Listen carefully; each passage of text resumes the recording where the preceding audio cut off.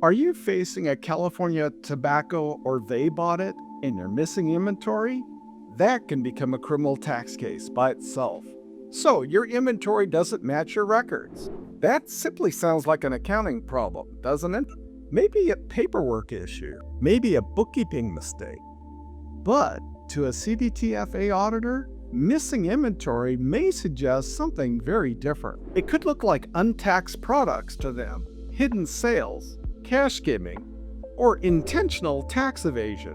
And that's why some tobacco and vape audits don't end with simply additional taxes. They end as criminal tax investigations. Today I'm going to explain how inventory problems can quickly become something much bigger, and what retailers need to understand before trying to fix their records themselves. Hi, I'm David W. Klasing. I'm a dual licensed tax attorney and CPA simultaneously. And for more than 25 years now, my firm has represented business owners that are facing California tax audits, sales tax examinations, and California criminal tax investigations. At present, we have 13 offices across California to assist you with CDTFA audits. If your business sells cigarettes, tobacco, or vape products, understanding how the CDTFA views inventory discrepancies could make a significant difference in protecting your rights. Inventory tells the story. Most retailers think that California CDTFA auditors start with the sales and excise tax returns. Often they don't. They start with inventory. They look at purchase invoices, supplier records, sales reports, point-of-sale data, bank deposits, and physical inventory. The auditor is often asking one simple question: does everything match?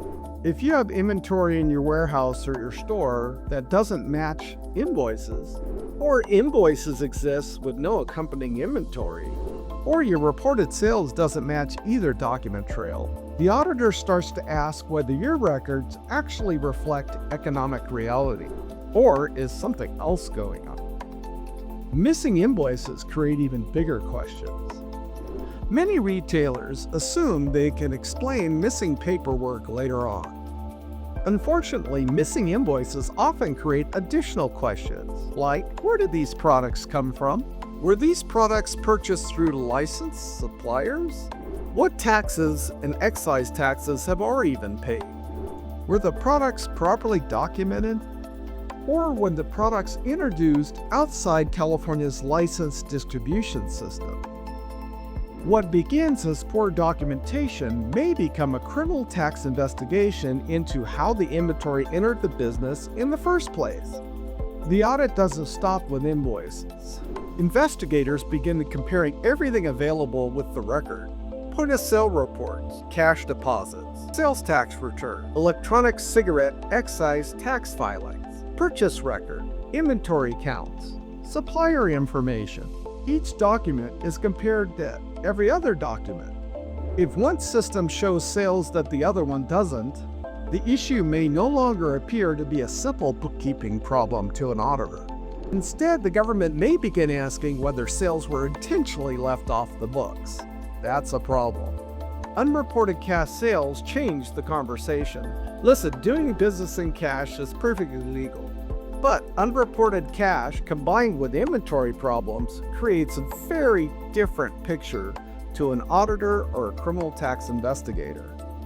Large cash activity, products not run through the POS system, sales that never appear on the tax returns, inventory that disappears without any documentation. These facts, when viewed together, may suggest concealment, not merely poor record keeping. Remember, auditors rarely rely on just one piece of evidence. They look for patterns that tell a consistent story. Perhaps the most dangerous mistakes aren't the ones that happened before the audit began. It's what happens after the business receives the audit notice. Some retailers flat out panic. They try and recreate invoices. They backdate documents. They delete point-of-sale records. They move inventory around. They pressure employees to remember events differently. Or they rush to amend returns before understanding their exposure. These type of actions can create independent evidence of concealment or obstruction. Trying to repair the file after the fact may create far greater problems than the original issues that got you audited in the first place. Let's talk about when civil exposure morphs into criminal tax exposure. First of all, not every inventory discrepancy is automatically going to be viewed as criminal. Businesses lose paperwork. Employees make mistakes. Inventory systems flat out fail.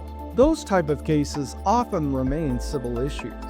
The risk changes when investigators believe the evidence shows intentional conduct. They find things like false invoices, hidden inventory, untaxed products, counterfeit tax stamps, cash sales that were kept off the books, false tax returns, or sales taxes that were collected from customers and never remitted. That's when the government's focus shifts from compliance to potentially criminal tax intent. So in closing, the most important lesson is this.